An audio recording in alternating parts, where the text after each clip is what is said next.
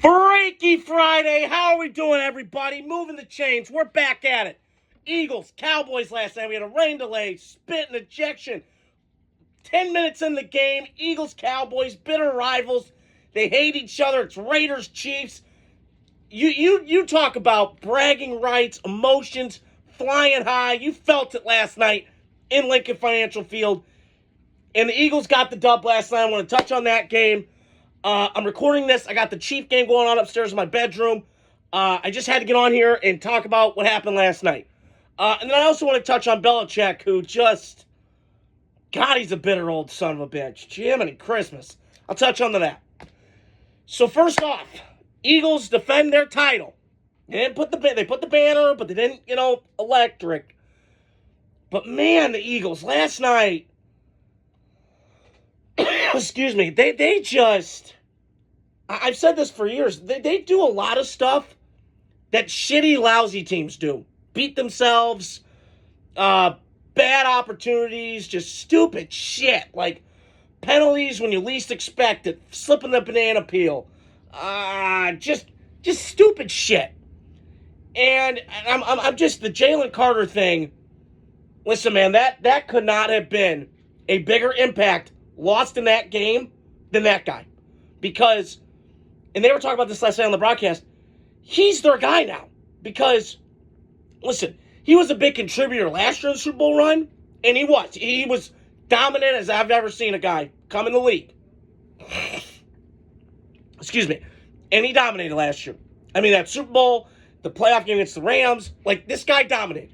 And I saw it every game that I could watch with the Eagles. Because they were a marquee team last year. They represented the NFC. However, that was a dumb, stupid act. He needs to grow up. I really thought when the Eagles took him, because there were a lot of teams bidding for him.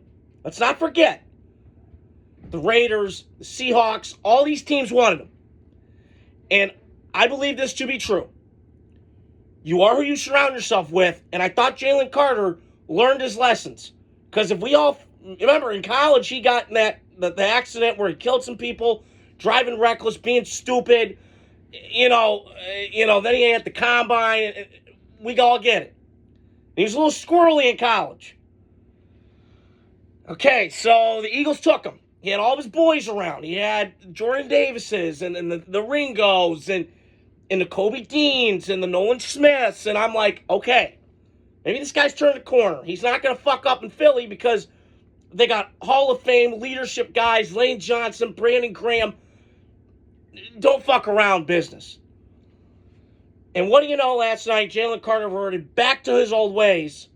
And it's funny, I was talking to my therapist tonight, and she asked me, because she's not much of a football person, but I kind of filled her in. And I said, and she goes, what the hell was that about? And I said, I don't know. This guy, I filled her in, all the bullshit he did in college. Went to the combine, got arrested, had to get bailed out of jail. There's guys that, like, you think aren't shitheads, but they are. This guy's a shithead. Now, he's a talented shithead.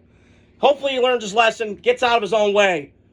And I was just disappointed. The Eagles last night, they were not buttoned up the way the Super Bowl team should have been buttoned up defending their title. They were sloppy last night, emotionally out of control. Again, it's a rivalry game. I get it. The taunting penalty, I'm just watching it, and it just... I've been saying this with the Eagles. They're just trouble, but they're talented. And they're trouble because of the coach sometimes. And he gets in his own way, and he's puffing his chest, and, he's jockeying with the fans. It doesn't look good. He had that shitty first press conference, which I'm not going to make much about because Dan Campbell's, we all thought, was eye roll. And he's turning the Lions into perennial power in the NFC. Probably them and Philly right now, the two best teams. Mike Kesnick knows that as better than anybody. But I just watched the Eagles last night. And Jalen Hurts, man, listen, I might not love him sometimes. He's kind of not Mr. Smiley. But it works. He's got stoic. He's kind of like Dak Prescott. In that kind of vein, like just kind of composure and mentality and grinder and obsessed and wants to do well and does whatever he can for the team. He's not a selfish player. He'll do whatever has to be done to win that football game. He has to complete 10 passes, he'll do that. If he needs to complete 25, he'll do that. And you can rank them wherever you want in the quarterback hierarchy. I can't argue with what I've seen. But got to be better in the passing. A.J. Brown and him got to be on the same page. But, hey, man, as long as you got that offensive line and you got Saquon, he's got the best. He's got a Ferrari in front of him in an offensive line. He's got every toy in the book. And Howie Roseman's the key behind this roster. And that's why they're talented. They're so talented that sometimes we can look past that because they're so troubled on the field. You got A.J. Brown reading self-help book. You just got all this other distraction shit. But winning is the greatest perfume of all time. So, congratulations to the Eagles. They got the dub in a tightly contested NFC East kind of battle. I figured it'd be all night long. But congratulations to the Eagles. They got the dub. So, talented but trouble with the Eagles, just to recap. But I can't get that image out of my head of you spitting on a guy. And maybe Dak started it. I don't know. But that was alarming last night. Very selfish, stupid shit from a very good football player last night in Jalen Carter. I'm going to touch on the Cowboys because, excuse me, if CeeDee Lamb doesn't drop that deep ball, Dallas wins that game. I know hypotheticals and all that, but I can't blame it on Dak last night. And I've been kind of iffy on Dak. He's fine. You know, he's kind of like Jalen Hurts, very good at the podium, kind of has that Tua vibe. Like, we like him, but he's kind of overpaid, but, he's okay. He's probably in that 8 to 12 range quarterback, not top 5. But Jerry, he did this to himself. He paid him, whatever. But you know what? With Dak, I feel like I'm getting Jalen Hurts kind of light. Very mature, very grown up, gone through a lot, had to deal with Jerry's nonsense. He's kind of had to carry the Cowboys at times emotionally and I get the Cowboys, big brand, the star. I get all that. But, he's overcome cancer. I lost my mom. Shout out to my mom, Mac. I got it right there if anybody wants to see it. He lost his mom to cancer, so I kind of relate to him in that sense. Very good dude. Locker room guy. Really loves him. Pretty good football player. I like him at times more than most. I think he's a little overrated. Got to do more in the playoffs. But, be that as it may.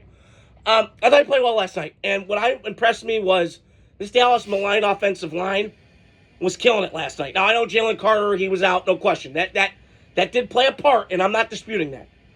But that offensive line with Tyler Booker in there, that new center in there, kind of shuffling around. It's not like when Dak got in the league when he had, an established rookie Zeke Elliott that was dominating. You had a Zach Martin, you had Tyron Smith, you had Travis Frederick at center, Wisconsin Badger, baby. You had a seasoned offensive line that had been there, done that, and kind of Dak got to walk into that situation. Probably the best that a young quarterback could have. But it's kind of been reshuffled a little bit the last couple of years. Zach Martin retired, Tyron Smith retired. He went to the Jets, but, he was more of a Cowboy than anything I'll remember him by. And last night, they did a good job. Dak had a lot of time to throw last night. I don't even think he got sacked last night. I mean, I have to go back and watch the go read the box score, but I don't want a box score scout, but I don't think he got touched last night from what I saw. So, very good in that regard. And, Dallas impressed me last night. They were buttoned up. They for being a rivalry game, outside the first 10 minutes, whatever. Dak didn't, do anything dumb. I was thinking about this tonight on my way home. He's one of those quarterbacks, like a Derek Carr. I got no worries about him. He's not going to do stupid shit. He's a married man. He's got, some kids. Not my ideal. I like my life. But I think, Dallas was better than I thought, and we crushed Brian Schottenheimer all offseason. His dad obviously was Marty Schottenheimer. Chase Mathis knows that, being a Chiefs fan back in the day. So I just have a feel that, and I don't know how good Dallas is going to be. They're going to be a decent team this year. I think they're going to be a fourth-place team. I predicted that before the year. But I do think they're going to be competitive. They got guys that can play.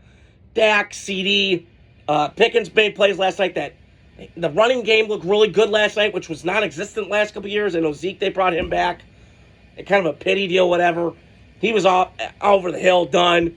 They brought in Miles Sanders. They brought in Javonte Williams, who my brother knows. He was a North Carolina guy. I remember him in 2021. Had that great year. Then he got injured and all that. But I will say this. Dallas is going to be better than people think. Now, I don't know if they can continue this like they did last night. Now, the second Eagle game, we'll see if Jalen Carter and the suspension and all that We don't know.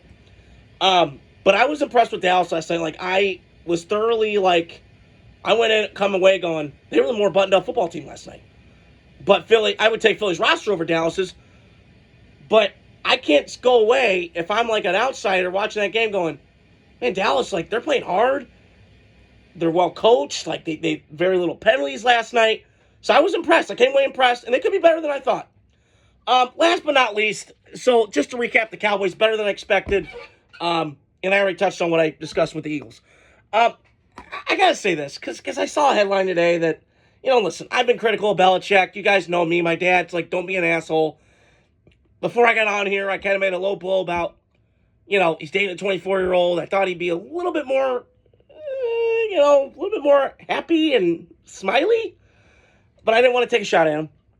But I will take a shot at this, because the whole 40 transfer thing, and then, he's got all these kids, and it looks like a weird fit.